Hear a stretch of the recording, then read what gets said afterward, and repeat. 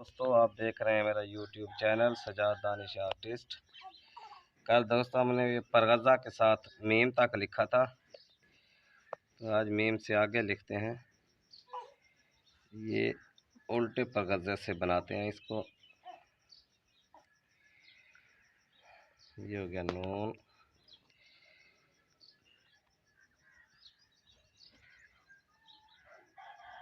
ये नून तकरीबन इस हिसाब से लिखते हैं, इस तरह।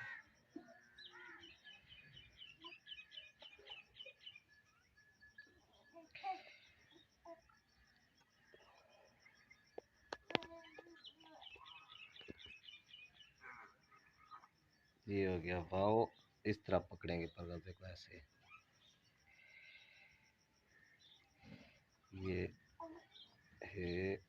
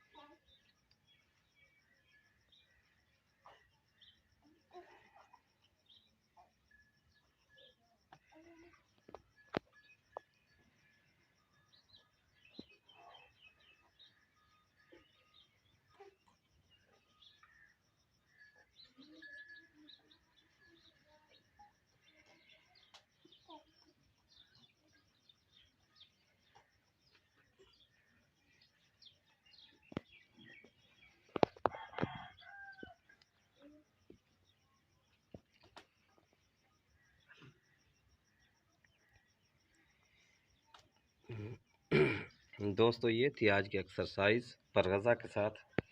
कैसी लगी है ये वीडियो? अच्छी लगी है तो मेरा चैनल लाइक करें, शेयर करें, सब्सक्राइब करें और बेल आइकन को प्रेस कर दें। शुक्रिया।